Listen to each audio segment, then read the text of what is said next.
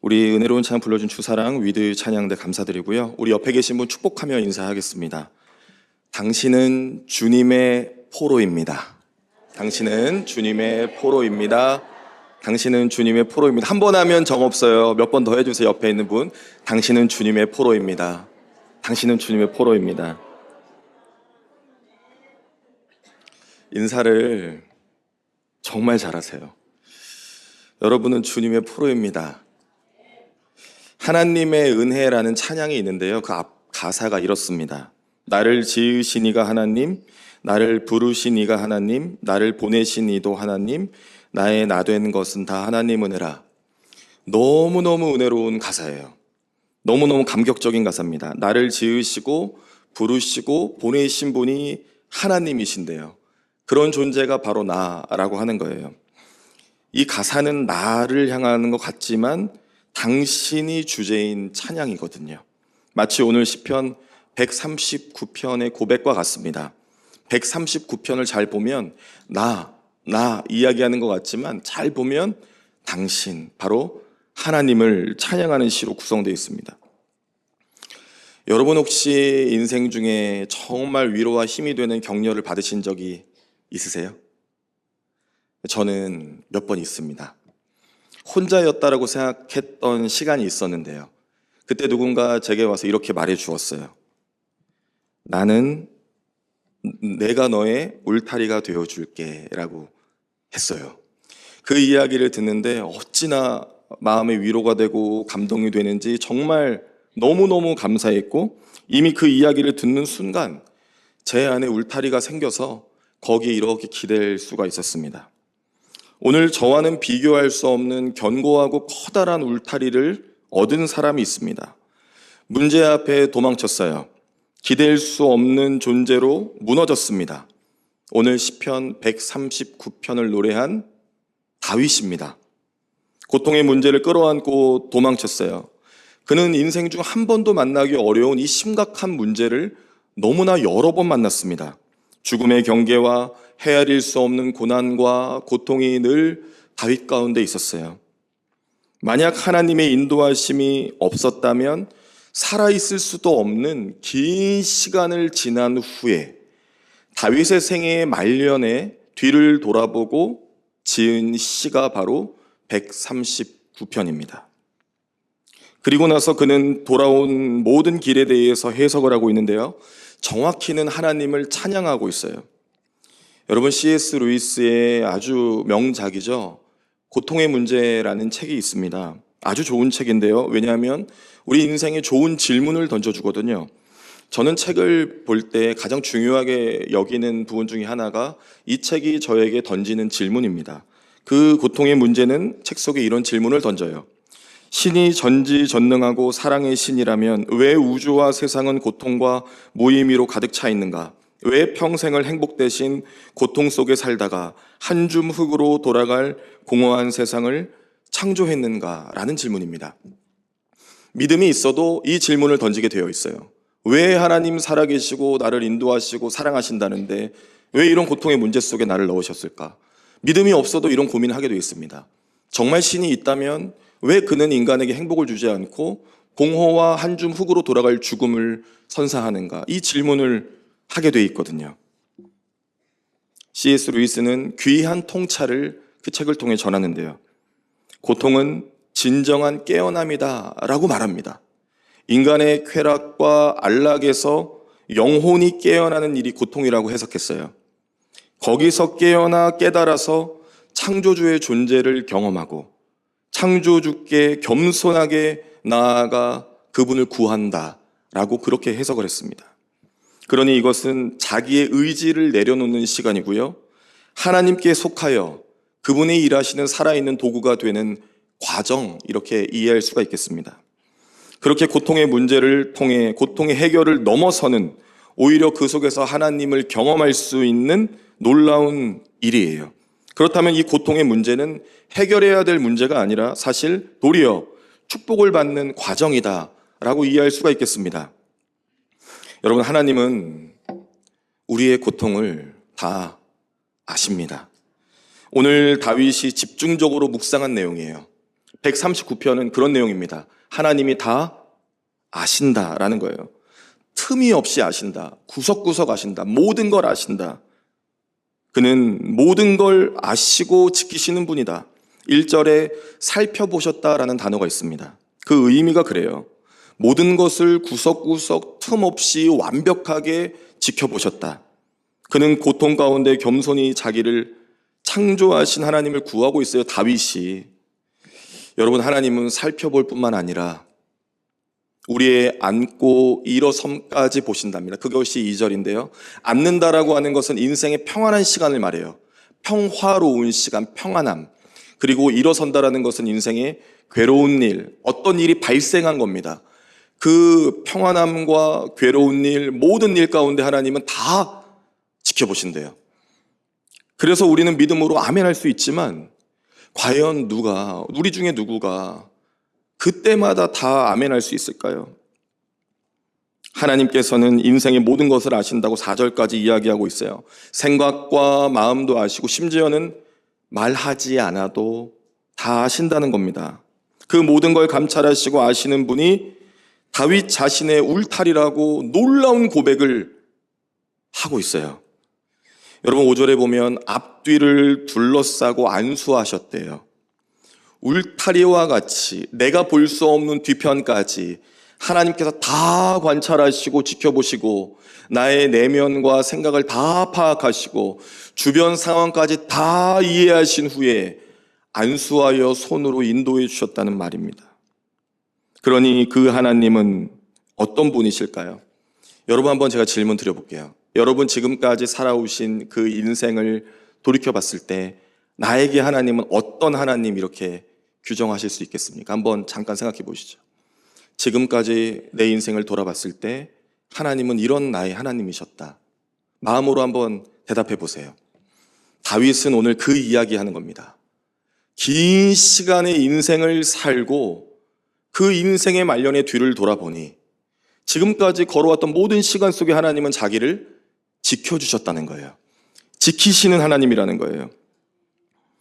부럽습니다.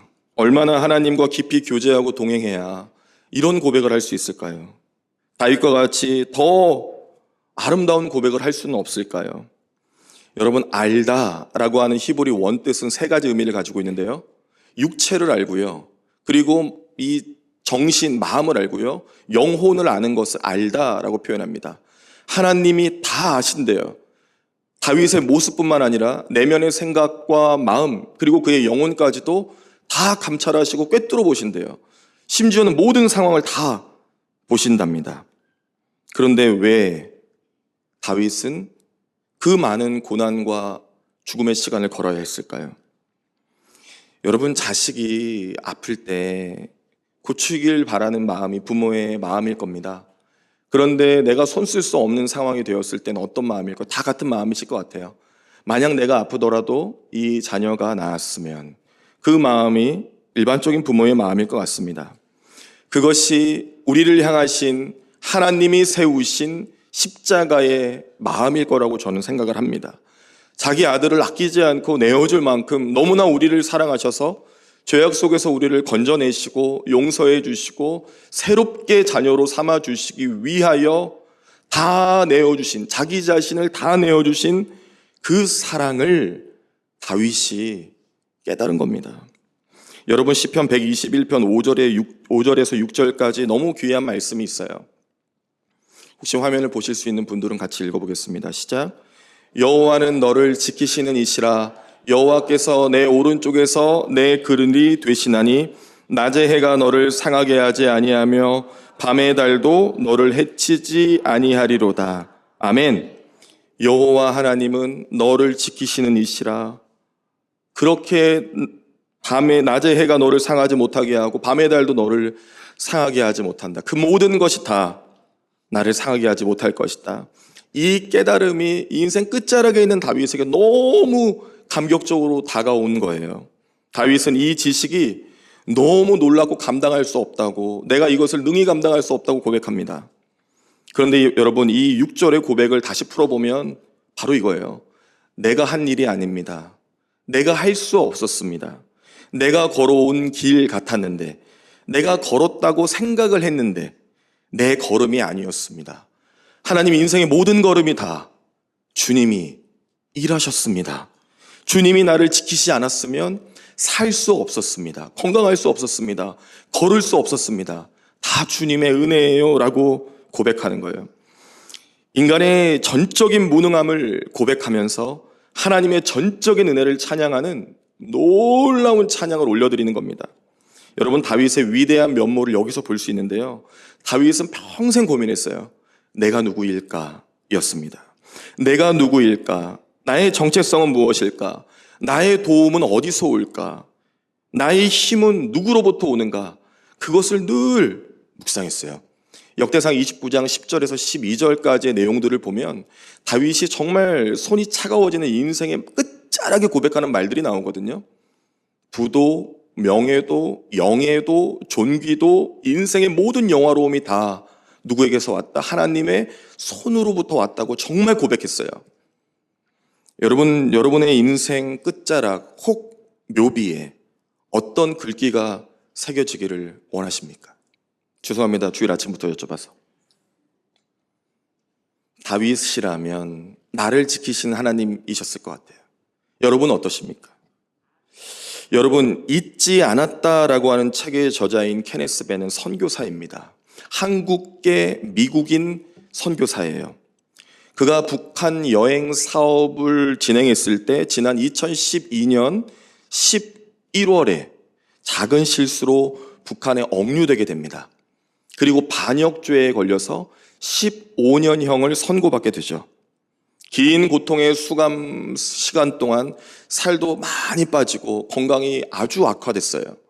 건강만 악화된 것이 아닙니다. 마음이 무너졌어요. 도망칠 곳이 필요했는데 도망칠 곳이 없었어요. 좌절, 절망, 괴로움, 외로움, 모든 마음이 다 자기를 무너뜨리기 위해서 자기가 누구인지를 잊었답니다. 그러나 성령께서 임하셔서 어느 날 기도하게 하셨대요. 한 번, 그리고 그 다음날 또 한 번 기도하고 기도하면서 그가 점점 자기를 찾아가게 됩니다. 그러면서 이렇게 기도했죠. 주님, 제 마음 아시죠? 제가 무엇을 원하는지 아시죠? 하지만 제 뜻대로 마옵시고 주님의 뜻대로 하옵소서. 이곳이 제가 있어야 하는 곳이면 당신의 뜻을 받아들이겠습니다 라고 기도했어요. 이곳이 주님이 있어야 할 곳이라고 한다면 내가 이곳에 있겠습니다 라고요. 여러분, 우리는 북한의 감옥을 모릅니다.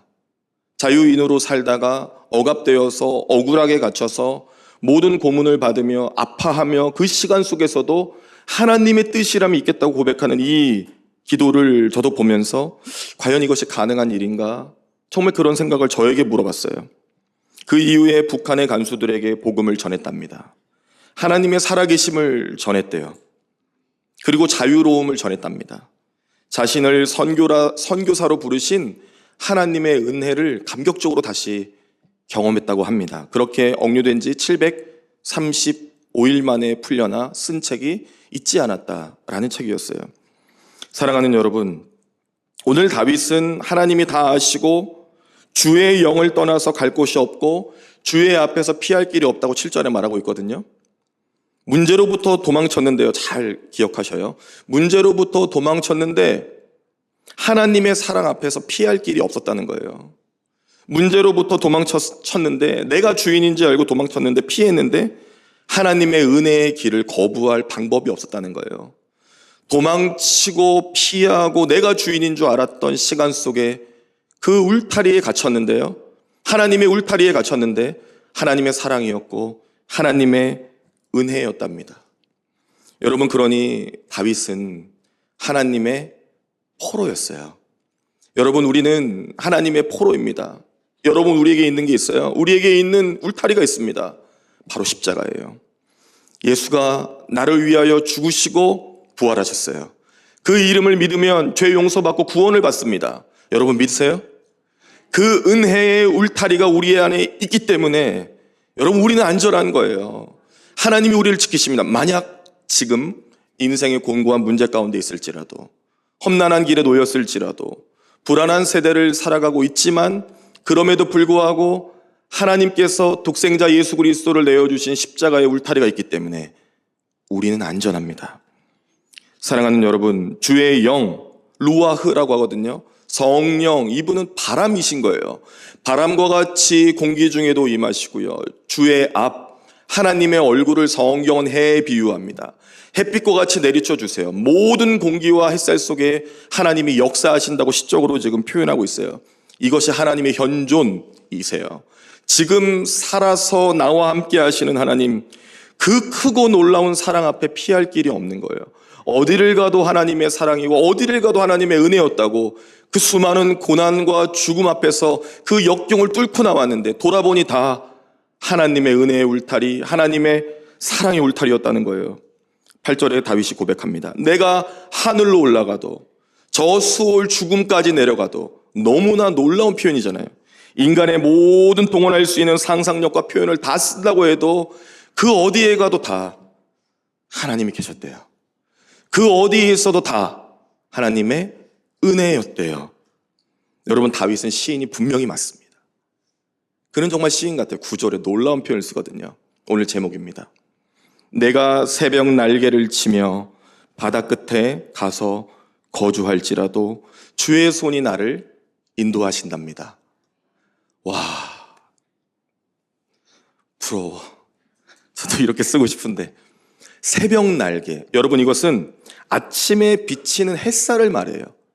새벽에 동이 트며 동쪽에서 해가 쫙 비칠 때 광선이 쫙 내리치면서 그 해가 결국에 서쪽으로 넘어가기까지 모든 빛이 어디에서 비치는지 모를 만큼 그 놀라운 빛이 새벽의 광선처럼 쏟아지고, 그곳이 어디일지라도, 그 광선이 저 바다 끝에 거할지라도 거기 계시대요.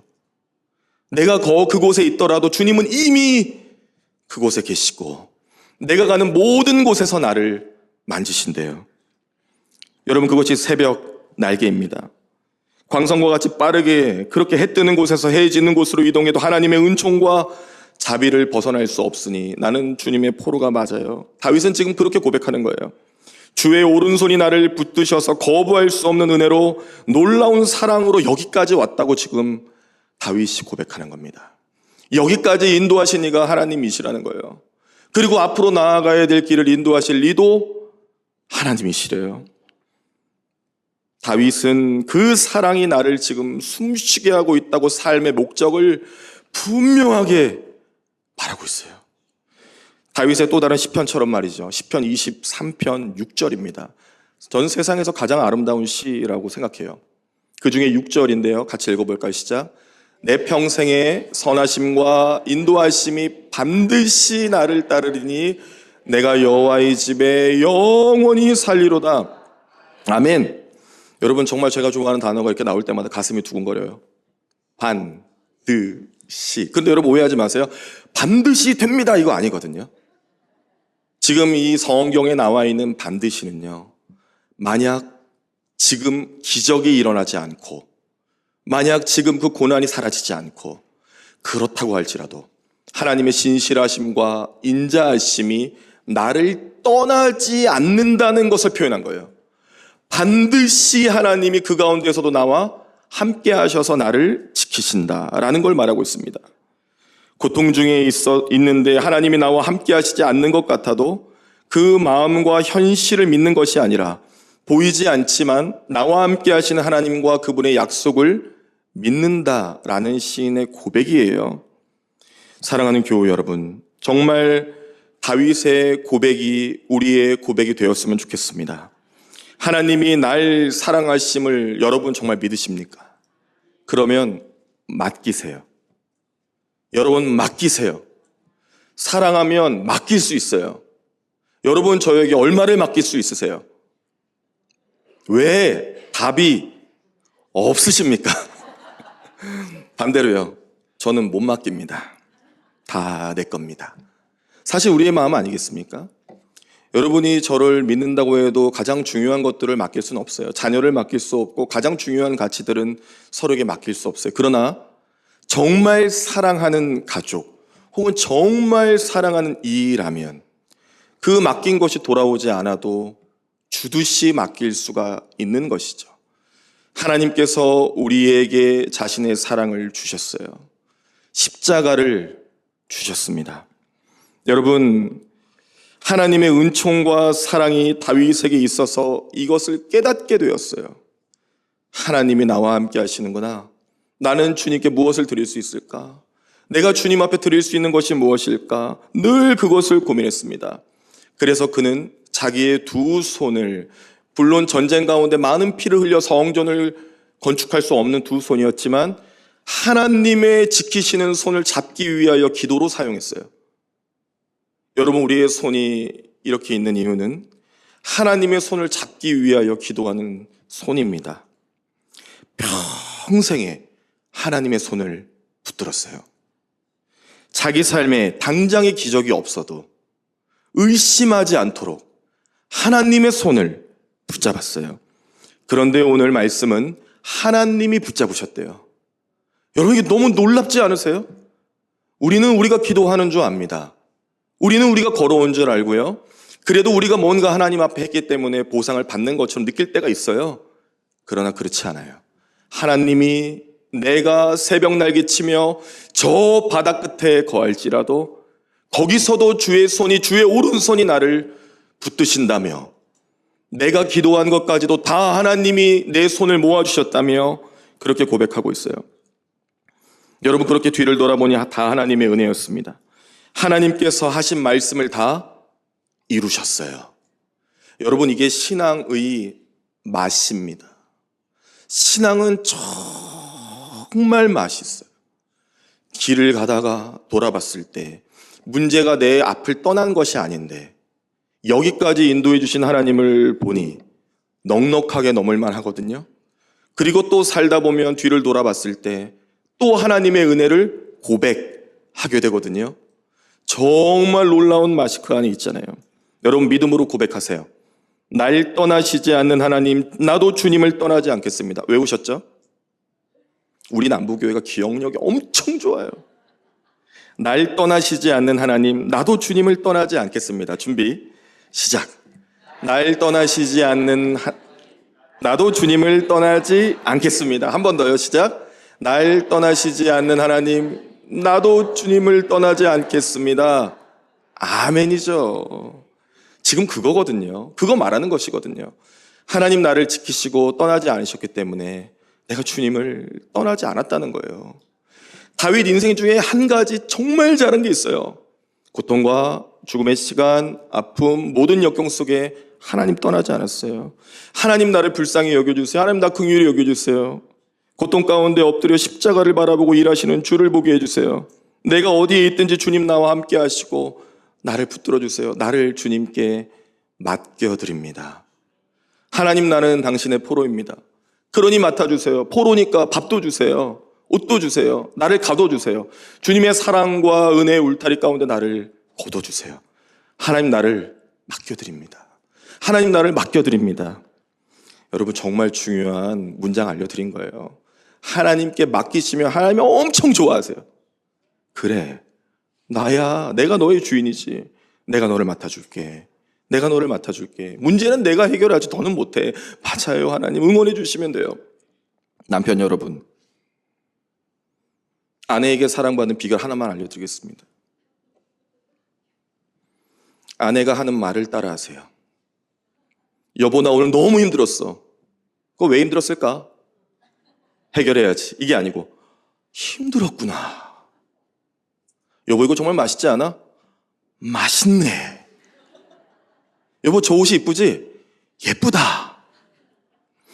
이것이 제가 얻은 비결입니다. 사랑받는 남편의 비결. 따라만 하면 되더라고요. 하나님도 그 원리를 너무 잘 아셔요. 그래서 하나님이 하신 말씀에 그렇게 순종해 드리는 거예요. 너 저기로 가라. 네, 가겠습니다. 내가 너를 지켜줄게. 네, 지켜주세요. 내가 너를 사랑해. 네, 사랑해 주세요. 그리고 한 발 더 나아가며 신학의 성숙을 이루며 나도 주님을 사랑할게요. 하나님이 너무 좋아하시는 다윗은 이 원리를 깨달은 거예요. 그래서 새벽 날개 치며 이 표현이 나온 거예요. 내가 새벽에 광선과 같이 저쪽에 가 있어도 하나님이 나를 붙드시고 지키시고 인도하신다는 거예요. 그 감격과 은혜가 너무 크니까 지금 광야를 걷고 있는데 이게 광야가 아닌 거예요. 광야를 걷고 있는데 하나님의 전을 바라보게 되는 거예요. 하나님의 말씀이 내 안에 약속으로 있으니까, 이루어질 것을 믿으니까 하나님의 거룩한 성전을 향하는 인생이 된 겁니다. 광야에 있는데 거룩한 성전으로 살아가는 거예요. 이것이 새벽 날개를 치며 고백하는 인생입니다. 여러분, 불안한 시대를 살아가죠. 미래와 고통의 문제들 속에 우리가 놓치게 되는 한 가지가 있어요. 9절. 내가 새벽 날개를 치며 바다 끝에 거주할지라도. 여러분, 놓치지 마세요. 거기서도 날 인도하시고 붙잡으시는 것은 내가 뭔가를 잡는 손이 아닙니다. 하나님의 손, 하나님의 오른손, 하나님의 강하시고 의로운 팔이 나를 붙잡으시는 거예요.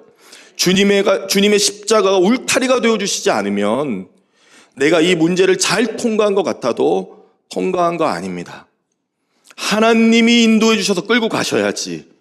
그곳이 비록 광야일지라도 그 결국이 달라요. 오늘도 피할 수 없는 놀랍고 위대하신 사랑으로 우리를 부르신 주님을 찬양하고요. 내일은 그 광대하신 주님의 은혜에 살아갈 수 있기를 소망합니다. 의심 없이 말씀에 순종하고 여러분 하실 일을 기대하세요. 나를 지키시는 하나님, 오늘도 나를 지키시는 하나님, 오늘까지도 나를 인도하신 하나님이 내일을 지키실 겁니다. 내가 바다 끝에 거할지라도 새벽 날개를 치며 날아갈지라도 하나님은 그것까지도 다 보시고 감찰하시고 살피시고 인도하시고 지키세요. 자기 아들을 아까워하지 않으시고 십자가에 내어주신 이가 무엇을 주시지 않을까요? 맡기세요. 다 하나님께 맡기세요. 모든 걸 다 맡기세요. 하나님의 종은 하나님이 일하십니다. 그 은혜가 오늘 저와 여러분과 특별히 우리 자녀들과 우리 민족 가운데 있기를 간절히 바랍니다. 기도하겠습니다. 하나님 아버지, 감사합니다. 오늘 고난 가운데 삶을 걸었던 광야의 사람, 인생의 절반 이상을 광야에 살았던 다윗, 모세도 자기 인생의 절반은 궁에 있었으나 하나님 부르신 인생의 절반은 미디안 광야에 있었습니다. 하나님, 우리의 삶이 비록 광야와 같을지라도, 문제가 해결되지 않고 고통의 일들이 연속적으로 있을지라도 사람의 세상의 위로를 얻게 하지 마시고 오늘 뒤를 돌아봤을 때 모든 것이 하나님의 은혜임을 고백하며 새벽 날개를 치며 바다 끝에 거주할지라도 거기서도 주의 손이 나를 인도하셨고 인도하실 것을 의탁하며 기도하고 고백한 다윗과 같이 우리도 믿음으로 하나님 앞에 우리의 삶을 드리며 온전하게 의탁할 수 있도록 인도하여 주옵소서. 십자가의 은혜로 우리의 사랑의 울타리, 은혜의 울타리가 되어주신 주님을 더 신뢰하며 나아가게 하시고 하나님, 이 땅의 문제들과 우리 가정의 문제들, 내 속에 해결되지 않는 일까지도 다 주님께 맡겨드리고 다윗과 같이 전심의 마음으로 주님만을 찬양할 수 있도록 은혜를 베풀어 주옵소서. 그대로 인도하심을 믿고 감사드리며 예수 그리스도의 이름으로 간절히 기도합니다. 아멘.